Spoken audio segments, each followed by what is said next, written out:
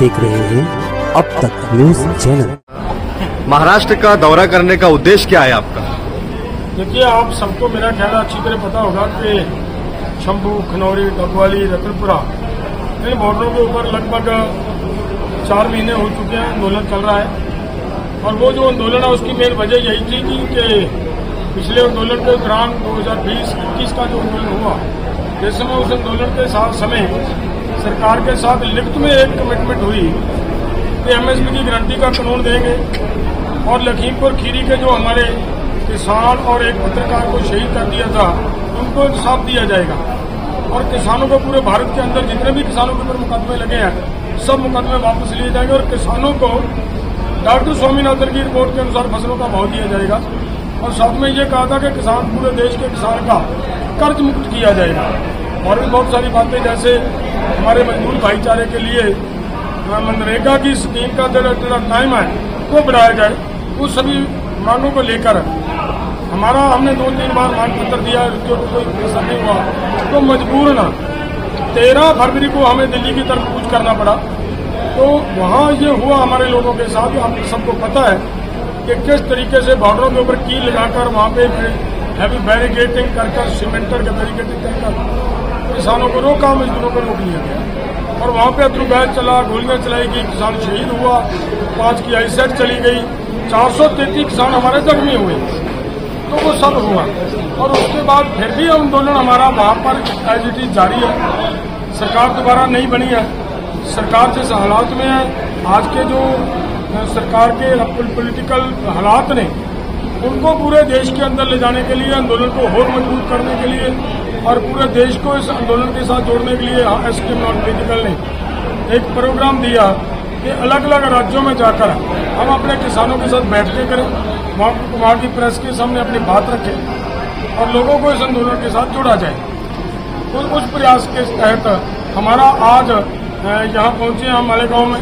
पीछे हमारा जयपुर में 1 दिन का कार्यक्रम था, उसके बाद अशोकनगर का 1 दिन का कार्यक्रम था और आज यहाँ पहुंचे। आगे हमने कर्नाटका जाना है, कर्नाटका के बाद हमारा प्रोग्राम है। नहीं, सरकार की ओर से आरोप लगाए जाते हैं कि खालिस्तानी है और आपका आंदोलन सरकार विरोध है।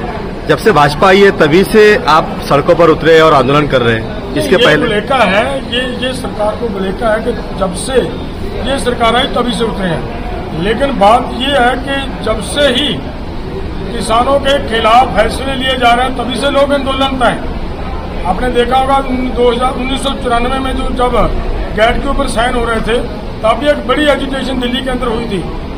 आंदोलन नहीं रुका, आंदोलन होता रहता, पीछे भी हुआ, अब भी हो रहा है। लेकिन अब सवाल क्या है, जो जैसे हमला करेगा किसानों के ऊपर तभी किसानों को जवाब उसी मजबूती से देना पड़ेगा।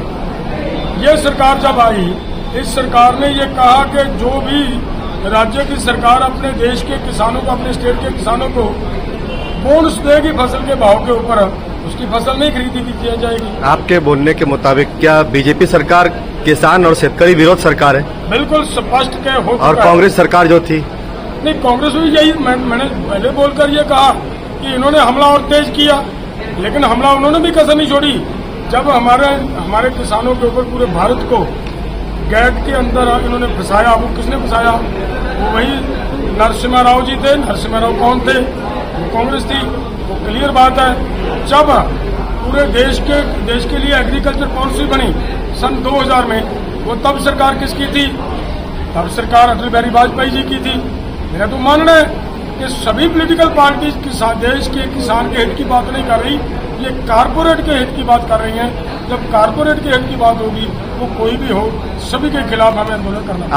आपने अपने भाषण में कहा कि महाराष्ट्र की 14 सीटों पर जहां से सिर्फ 1 सीट भाजपा को मिली है, 13 सीट का नुकसान उनको उठाना पड़ा है। वो 13 सीट का बेनिफिट कांग्रेस को हुआ, यानी कि आपके आंदोलन का सीधा असर कांग्रेस को फायदा पहुंचा रहा है। देखिए, ये तो आपका अपना एनालिसिस करने का सबका स्वतंत्र अधिकार है। आप जैसे उसका एनालिसिस करना चाहें उसका ऐसा कर सकते हैं। ये तर्क तो फिर ये भी दिया जा सकता था कि 2014 से पहले जो आंदोलन होते थे उसका पॉलिटिकल बेनिफिट हो सकता है, शायद बीजेपी उठा रही हो। तो ये चीजें चलती रहती हैं, कौन पॉलिटिकल बेनिफिट उठा रहा है, कौन पॉलिटिकल नुकसान उठा रहा है, ये उनका विषय है, ये हमारा विषय नहीं है।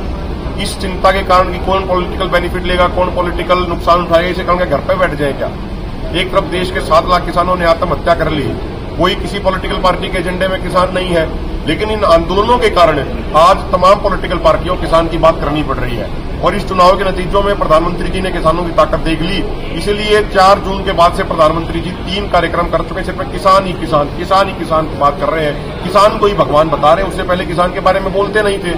उसके बारे में तो पूरा कॉर्पोरेट के पक्ष में नीतियां बना रहे थे, कंपनियों के पक्ष में नीतियां बना रहे थे। किसान तो इनको दुश्मन नजर आते थे बीजेपी वालों को।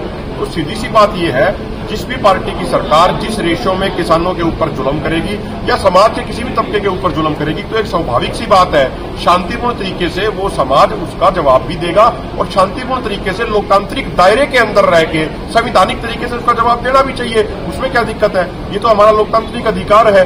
तो इसीलिए हमारा जो निशाना है वो एमएसपी पे गारंटी कानून बनवाना है। इसके अलावा किसी को पॉलिटिकल बेनिफिट पहुंचाना है, नुकसान पहुंचाना हमारा। महाराष्ट्र के किसानों को दूसरे कौन से स्टेट में पूरा सपोर्ट मिला किसान संयुक्त? देखिए, कर्नाटका में अभी हमारा आंदोलन चल रहा है, बहुत अच्छा। कर्नाटका में हमारी कल मीटिंग भी है। तमिलनाडु में भी बहुत अच्छा आंदोलन चल रहा है हमारा। और धीरे धीरे जिन स्टेटों में अभी नहीं है उन स्टेटों, राजस्थान में भी बहुत अच्छा आंदोलन हुआ, उसका भी नतीजा दिखा। आपका केरल में, तमिलनाडु में, सब जगह उसका आंदोलन का असर। उड़ीसा में लोग काम कर रहे हैं, किसानों के मुद्दे उठा रहे हैं। तो धीरे धीरे पूरा एक लहर बनेगी और पूरे देश में। महाराष्ट्र के किसानों को क्या संदेश देंगे आप? देखिए, हमारा महाराष्ट्र के किसानों को यही एक रिक्वेस्ट है कि शांतिपूर्ण ढंग से जो आंदोलन लड़ा जा रहा है, एमएसपी के लिए लड़ा जा रहा है, कौन किसान के भविष्य के लिए लड़ा जा रहा है, किसान की बहु बेटियों की इज्जत के लिए लड़ा जा रहा है। इस आंदोलन को जीतना हर हालत में हमारे लिए जरूरी है।